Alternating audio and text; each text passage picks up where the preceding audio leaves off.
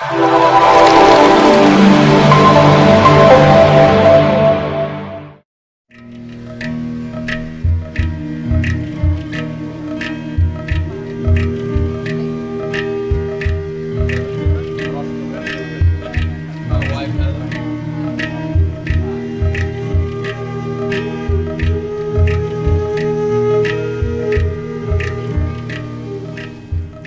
humans on the planet, how conscious are they?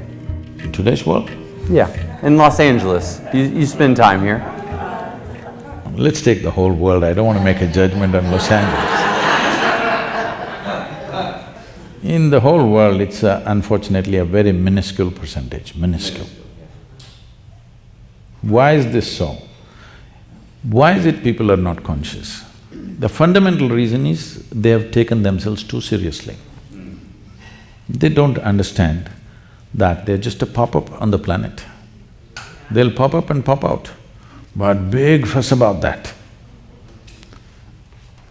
What is me has become too important. What is me means my physical form is me, essentially, isn't it? So, once my limitations become very important, there is no way to be conscious. You're just becoming self-defeating in the process, it doesn't matter how hard you try. The only and only reason why the entire world is not naturally enlightened is they're dead serious about their lives. They've not come to ease with their life, they're too serious about it. See, you've just been through an engineering online process.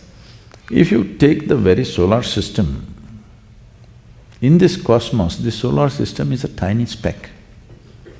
In that speck, planet Earth is a micro speck. In that micro speck, Los Angeles is a super micro speck. In that, you're a big man. This is a serious problem, it's not a small problem. So once you create this problem, then you cannot be conscious, you can only be mentally alert because it's all about survival. The more mentally alert you become, more you tend to become like a carnivorous animal. You know, a carnivorous animal is very mentally alert because every day he has to hunt his food. You know, I have spent so much time in the jungles in India, you must see a tiger, how alert he is, how alert he is. Because if he's not alert, he's not going to get food, he's going to die of starvation. He's got to be super alert to earn his food.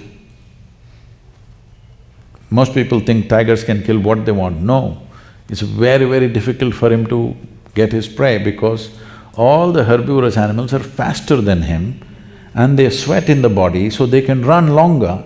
He can only do one burst. In that burst he must catch, otherwise he gets hot, his body gets too hot, he cannot go. He just sits there helplessly because his body gets overheated.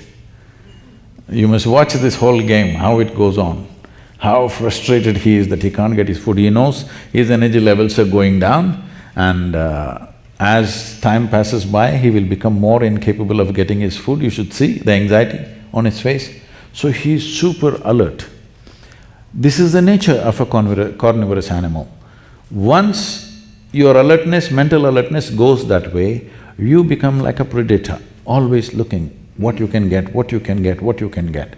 It may be in whatever levels of life that people are involved in, but all the time they're trying to grab something because mental alertness creates that. I'm not saying you should not be alert, but if you're conscious and alert, then it works in a different way.